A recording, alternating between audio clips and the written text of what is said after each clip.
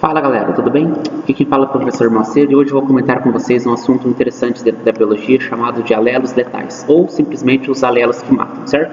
Então, ó, essas mutações que ocorrem nos seres vivos, elas são aleatórias, né? Então, às vezes elas surgem por variedades genéticas que podem levar à morte, certo? Antes do nascimento, ou no caso ele sobreviva, mas nesse caso, antes de atingir a maturidade sexual, ele também morre, certo?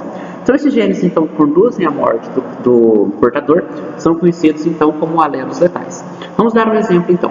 Vamos supor que existe, então, uma planta, certo? Ó, uma planta que tem um alelo Czinho, e esse alelo Czinho, ele vem e condiciona a cor da planta, uma ausência de coloração em suas folhas. Então, portanto, o Czinho daria uma total ausência de coloração nas folhas. Então, portanto, esse gene homozigoto Czinho morreria ainda na fase jovem da planta, certo? Mas por que morreria? Bem, a planta precisa do pigmento verde para produzir o quê? Produzir energia da fotossíntese. Então, se não tem esse pigmento, não tem fotossíntese, então a planta acaba morrendo, certo? Vamos lá, o heterozigoto, então, se fosse lá o Czinho, ele daria para nós o quê? Uma planta saudável, mas não tão eficiente na captação de energia solar pela coloração verde em suas folhas. Assim, se cruzarmos duas plantas heterozigóticas que têm folhas verdes claras, certo? Então, essa folha verde clara, que não é tão eficiente, nós teremos uma proporção que é 2:1. Então, veja só, o Czinho, a planta morre ainda na fase jovem, porque não tem coloração na folha. O Czinho, ela vai dar uma planta sadia, mas não é tão eficiente na absorção, então, de energia, porque ela tem uma coloração verde mais clara, certo? Então, se nós tivéssemos, então, um cruzamento entre o Czinho com o Czinho, nós não teríamos a proporção de 3:1 igual na primeira lei de Mendel, mas teríamos a proporção 2:1, por quê? 2:1 porque uma dessas, no caso 25%, seria inviável, porque se 25% desse cruzamento Czinho, a planta morreria. Então acompanhe comigo, pessoal, veja só, vamos fazer então o nosso quadro de Punnett, certo? Temos aqui o nosso quadro de Punnett. Então, de um lado nós vamos colocar a planta com coloração para a folha verde mais clara, e do outro lado também, que são as duas heterozigóticas, certo? Então, quando nós cruzarmos aqui, ó, vamos cruzar os indivíduos, Czão com Czão, né, ó, então aqui ó, vai dar Czão com Czão, uma planta sadia, Czão com Czinho, uma planta sadia, Czão com Czinho, uma planta sadia, mas aqui ao fim daria Czinho com Czinho, o que daria neste caso aqui uma planta que morreria ainda na fase jovem. Então veja só, pessoal, o que nós temos aqui então? Essa planta aqui é o meu alelo letal, então eu não conto ela, certo?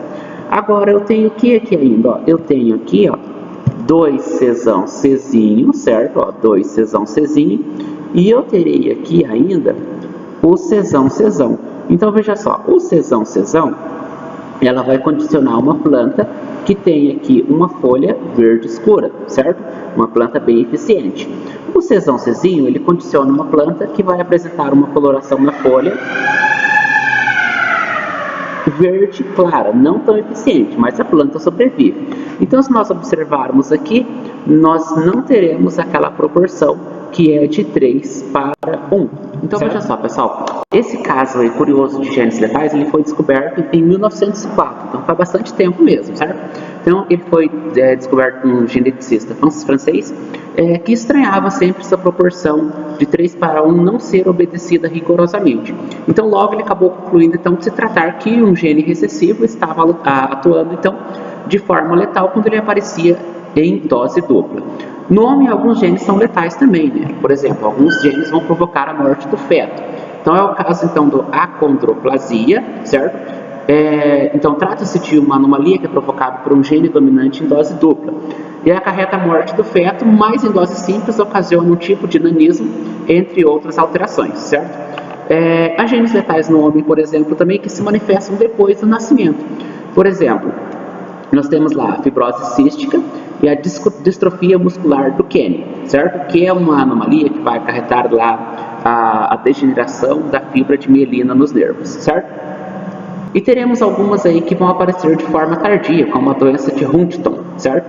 Então, nesse caso aqui, vai acontecer o quê? Vai acontecer uma deterioração de quem? Do tecido nervoso. Então, esse aí ele perde as células, principalmente aí em parte do cérebro, e vai acarretar o quê? Vai acarretar uma perda de memória, certo? E movimentos involuntários e desequilíbrio emocional. Vamos discutir então um exercício aqui que vai falar então sobre a pseudoacondroplasia, certo? Então veja só, a pseudoacondroplasia é um tipo de nanismo que é determinado geneticamente pelo alelo desão autossômico dominante, que vai interferir no crescimento dos ossos durante o desenvolvimento. A princípio, pensou-se que o fenótipo não seria expresso pelo gene desão-desão ou desão-desinho. Entretanto, foi considerado que a severidade do alelo, quando em dose dupla, vai produzir um efeito letal durante o desenvolvimento embrionário, provocando então o aborto precoce, certo? Então, se nós considerarmos então dois casais pseudoacondroplásicos, certo? Então, se nós considerarmos aqui, dois casais pseudoacondroplásicos, eles, dois casais pseudoacondroplásicos, que pretendem aí ter um filho, certo? Então vamos ver aqui a descendência observada. Então se a gente colocar aqui, esses dois casais lá no quadro de Punnett, se a gente colocar aqui no quadro de Punnett, nós teremos a seguinte proporção. Então nós teremos a proporção que vai nos dar, Coloca aqui então o desão-desinho, certo? O desão-desão é letal, certo? Então, o desão-desinho e o desão-desinho. E quando nós cruzarmos aqui os dois, nós teremos o seguinte. Teremos aqui, um desão-desão. Teremos aqui um desão-desinho, certo? Teremos aqui um desão-desinho. E teremos aqui, um outro desão-desinho. Ou melhor, por último aqui nós não teremos desão-desinho.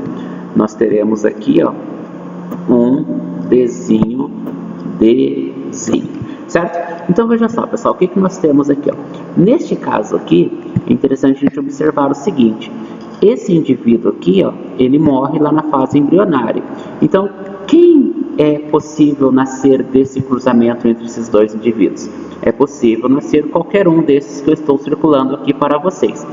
Entretanto, que poderá ter o mesmo fenótipo do pai e da mãe, são esses aqui que eu vou passar agora acima, que é quem? Que é o desão-desinho e o desão-desinho. E esse desinho acaba tendo um fenótipo aí diferente dos seus pais, ou seja, esse aqui em relação à pseudoacondroplasia nasceria aqui normal, beleza? E não considero o desão-desão, considero apenas o desão-desinho e o desinho-desinho, certinho? Então espero que tenham compreendido, aguardo vocês aí até a próxima aula.